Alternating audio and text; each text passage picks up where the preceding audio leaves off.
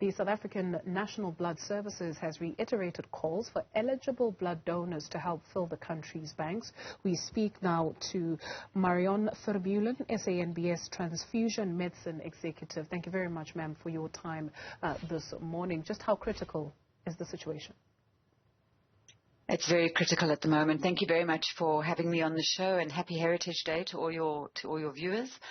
It's extremely critical at the moment. We plan ahead, and we plan for every single day. And the plan is always to have 5 days worth of blood stocks. And yet, unfortunately, the blood stocks have gone below 2.5 days. And so it's quite a dire situation at the moment. Which blood types specifically?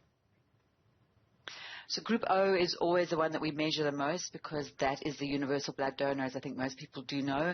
And so it can be given to anybody, and that's what we stock our emergency blood fridges with. But it's also has to also go only to Group O patients. So we need all blood types, and particularly at the moment we need all blood types. But Group O is always the one that we measure our blood stocks by, and that's the one that's in dire shortage at the moment. Why are blood stocks so low? So it's an interesting question. So we have a predictive analytics model that we use to plan our blood drives and to plan the blood stocks that we have, because you also can't have too much blood, because then it would expire. And we've had almost like it's on both sides. So one, we plan, we think we're going to get a certain number of donations at a blood clinic, and that's not materialized. So we're sort of around about 10% lower than what we thought we were going to get at a blood drive. And on the other side, the demand for blood has increased dramatically over the last 2 weeks, and we're not actually quite sure why yet, and particularly in blood group O. So we've been issuing more than 150 blood group O units a day, more than what we normally would issue. And it's those two sides that have really put us into the situation that we're in at the moment. Oh my. You speak of blood expiring. How long can blood be stored before it expires? So for red blood cells, 42 days. For the plasma component, that also, because remember we always say that you can save 3 lives, and that's because your blood is separated into the red blood cells, which is 42 days. The buffy coat, which is used to make platelets, and once those platelets are made, that's 5 days. And then the plasma component, which is frozen, which is 1 year. Are you still finding that there's misconceptions, especially when it comes to blood donation?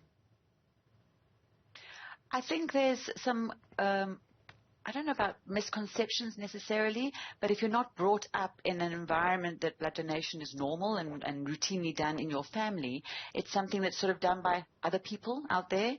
So in this country, and in fact in the rest of the world as well, we're not any different to the rest of the world, only about 1% of the population donate blood. And normally, when people become aware of this, if they weren't brought up in a family of blood donors, they become aware of this when their family member, somebody they love dearly, needs blood, and all of a sudden they realize the shortages of that.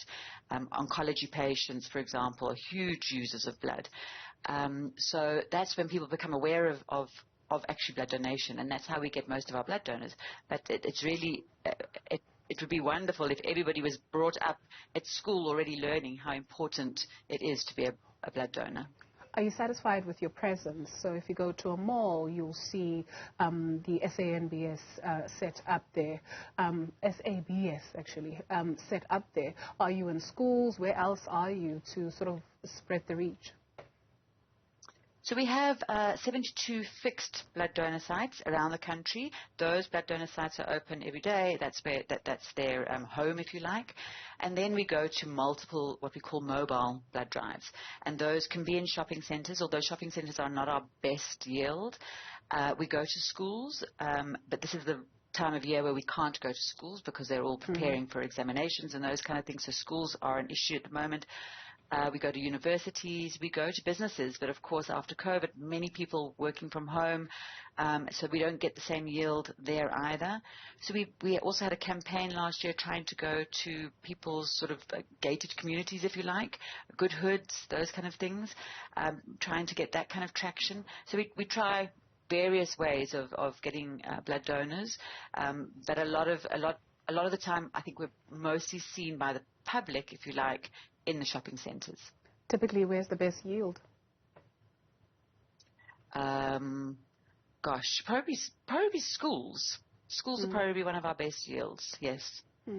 Okay, your message, I guess, to South Africans on this Heritage Day, just to perhaps go out there and spare, how long is it? A couple of moments and giving blood?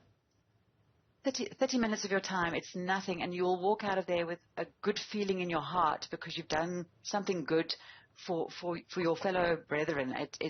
There is a warm glow feeling that you have afterwards. So if for no other reason, just to go and get that lovely feeling, please give 30 minutes of your time.